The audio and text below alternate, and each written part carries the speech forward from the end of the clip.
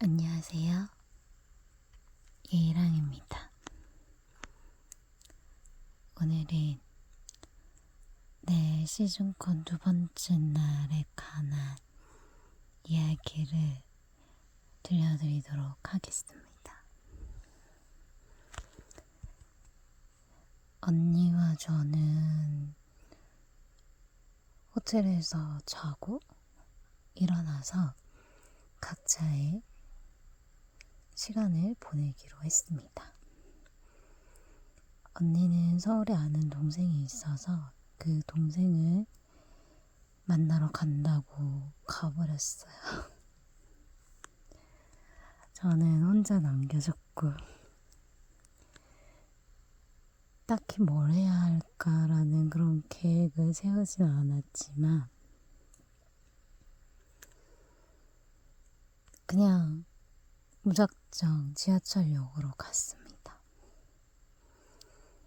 그리고 제가 머물렀던 호텔 가까이 있던 지하철역이 동대문 역사문화공원역이었는데 거기가 5호선도 있더라고요. 그래서 바로 그냥 5호선을 타고 무작정 아차산역으로 향했습니다.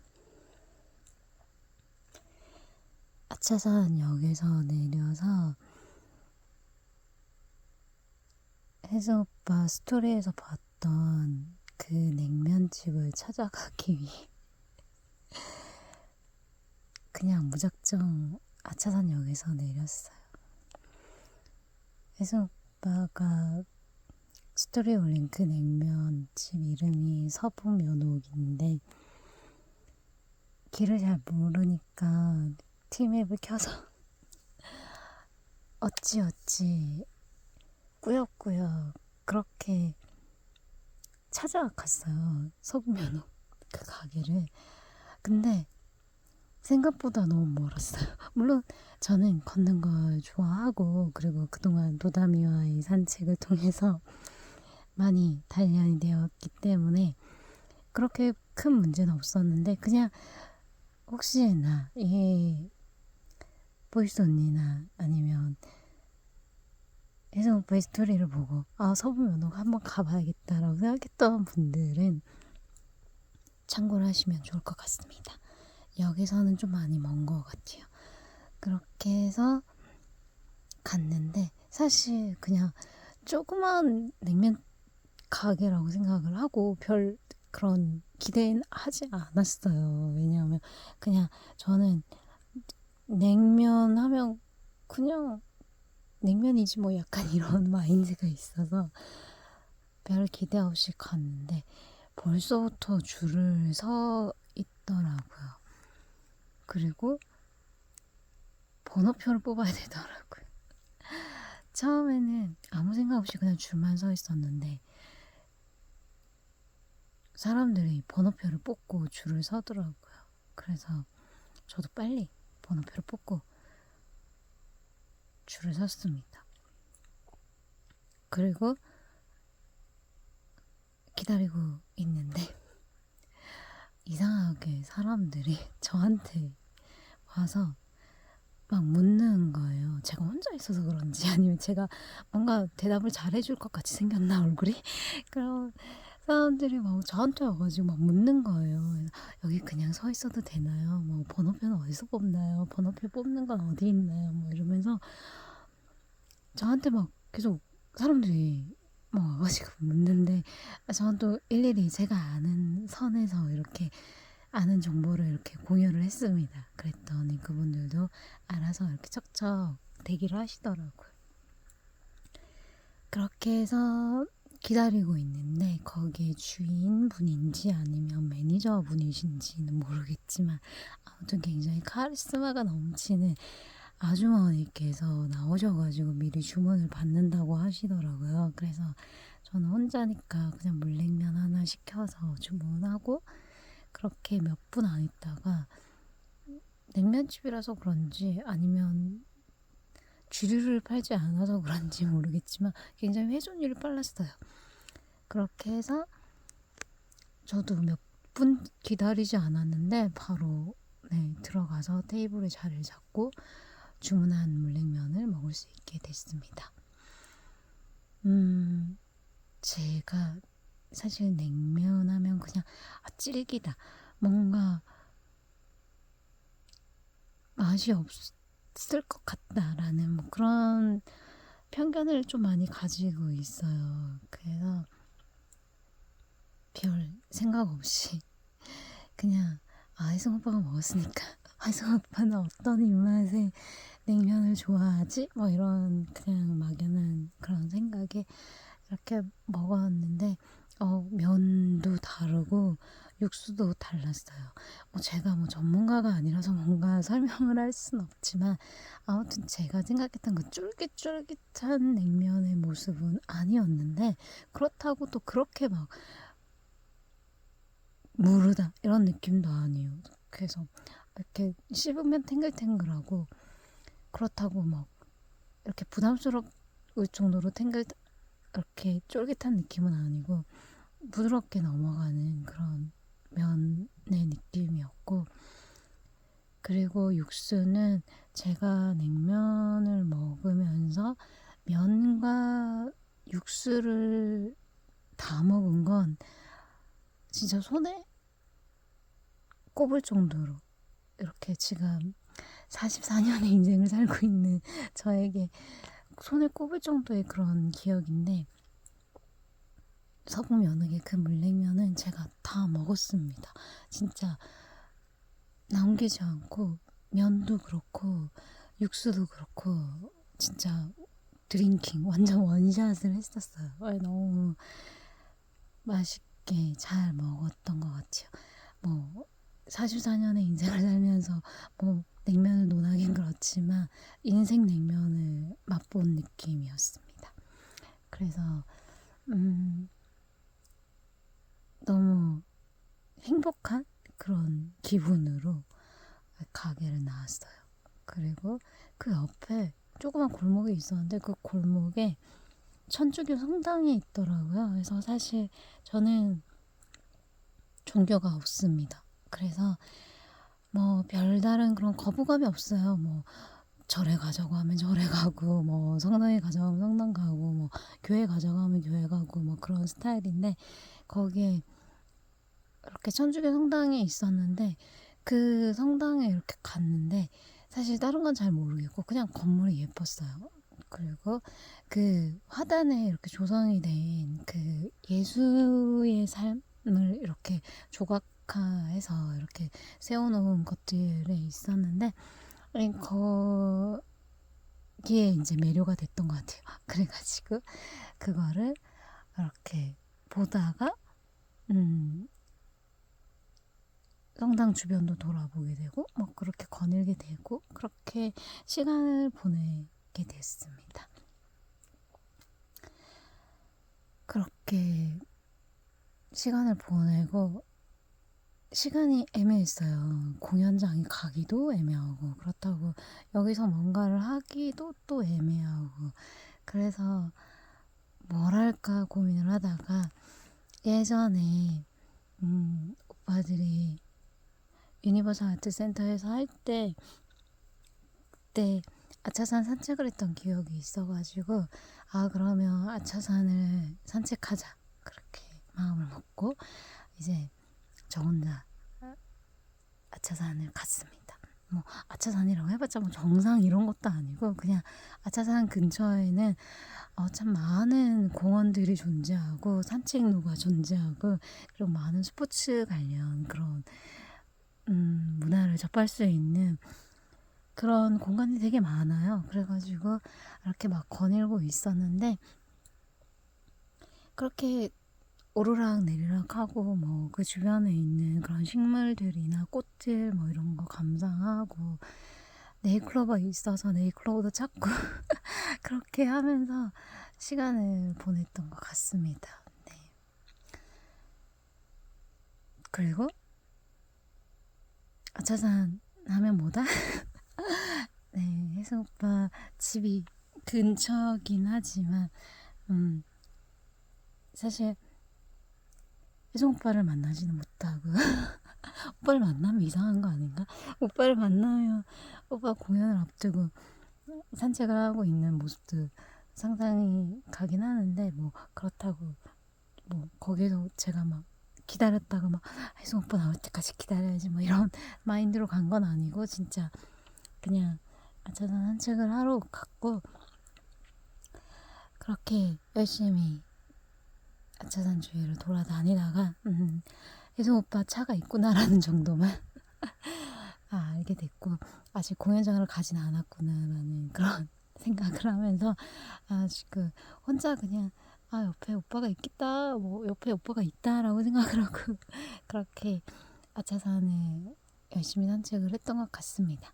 그렇게 아차산에서 한 3시간, 4시간 정도를 보냈던 것 같아요. 그리고 이제 언니가 숙소에 도착했다고 해서 저도 숙소로 가서 이제 공연장에 갈 준비를 하고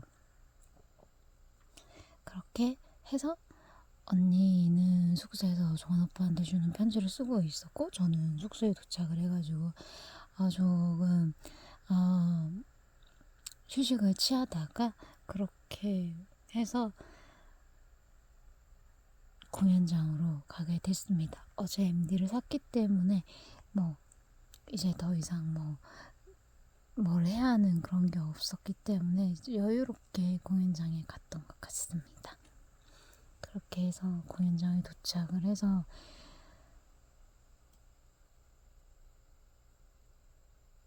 열심히 오빠들의 공연이 시작되기만을 기다렸던 것 같아요.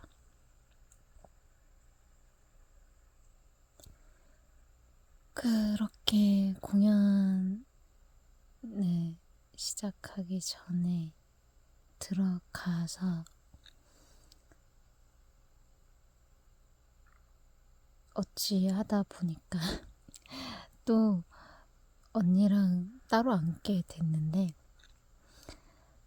언니를 앞으로 보내고 저는 또 뒷줄에 앉아서 그렇게 공연을 보게 되었습니다. 언니가 앉았던 자리에 앞열이 완전 텅텅 비어 있었어요. 그래서 언니가 이 자리는 도대체 뭔가 그런 생각을 했다고 하더라고요. 그래가지고 많은 유추를 한 결과 초대석이구나 그렇게 초대석이라는 생각을 하면서 언니가 저에게 많은 희망을 안겨줬어요. 그러면 초대석이니까 성규가 올 가능성이 있겠지? 이런 생각을 저에게 막 하는 거예요. 카톡으로 막 앞자리가 비었는데 공연 시작 전에 아무도 안 앉았는데 막 이러면서 이러다가 성규 오는 거 아니야? 막 이러면서 저한테 괜히 막 성규가 올 거라는 그런 막 가스라이팅 비슷하게 막 저를 막 그렇게 막 희망 고문하는 거예요. 그래서 성규 오면 자리 바꾸자 그렇게 막 생각을 하고 막 있었는데 공연을 아무리 시작을 하고 공연이 끝나고 해도 언니의 앞자리는 비어 있었습니다. 그 앞자리의 열은 누구를 위한 건가요?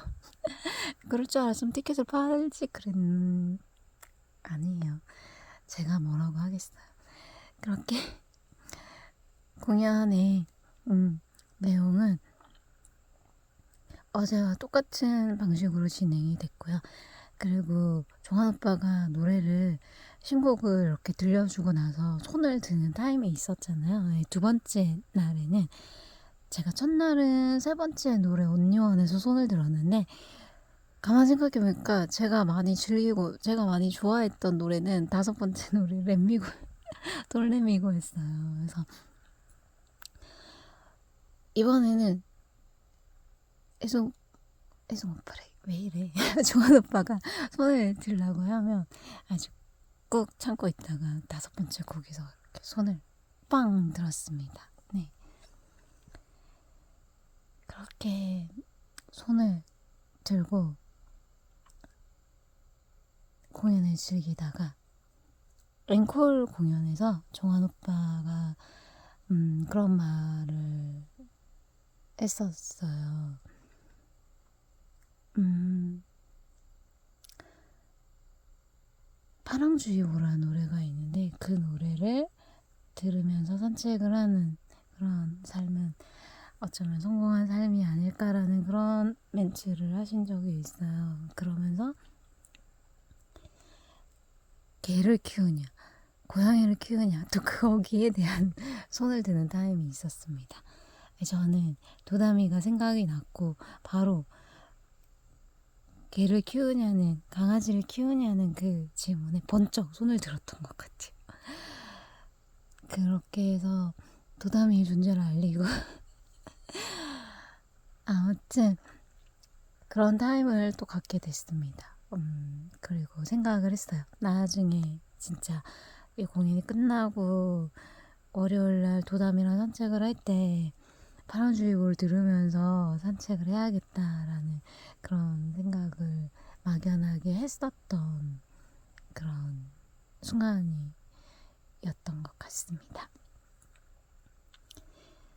그렇게 공연이 끝이 나고 언니가 종원 오빠에게 편지를 전달하기 위해서 퇴근길을 또 보기 위한 그 과정을 다 겪으면서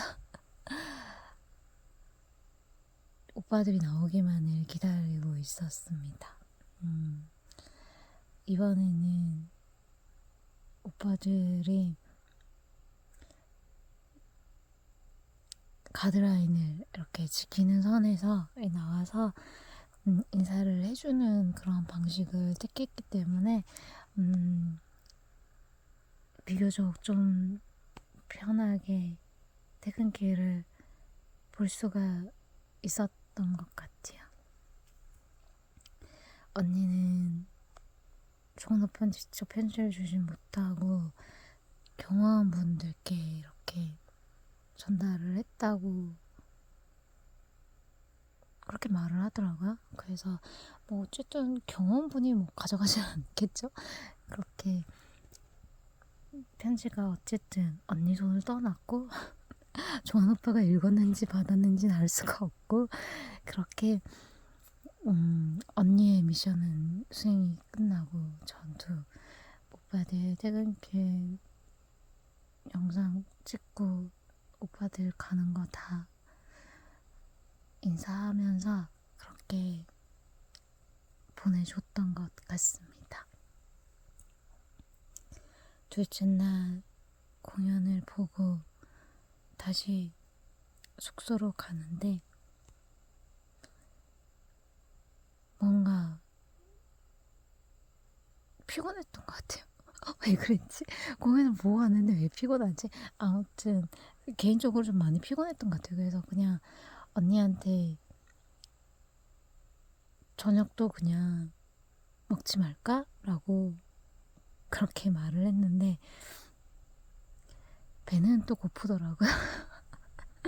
그래서 숙소 근처에 이렇게 막 거닐다가 우연히 국수집을 이렇게 들어가게 됐고 1호선 국수였나? 아무튼 그 지점에 가가지고 이렇게 국수를 먹었는데 제가 생각했던 국수의 맛은 아니었습니다. 그래서 국수를 먹진 않았는데 제가 생각했던 그 맛은 아니었던 것 같습니다. 냄비 우동이랑 김밥 2줄을 먹었는데 저는 이렇게 김밥이 그렇게 생기가 없나 이런 느낌이 좀 들었고 그리고 우동은 유부가 들어가서 그런지 많이 달았어요. 서울 사람들 입맛은 다 이런 건가? 이런 생각이 들 정도로 달았어요. 그래가지고 그냥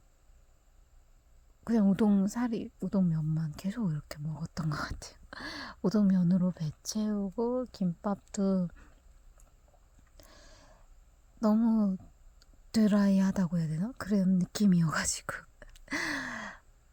김밥 먹고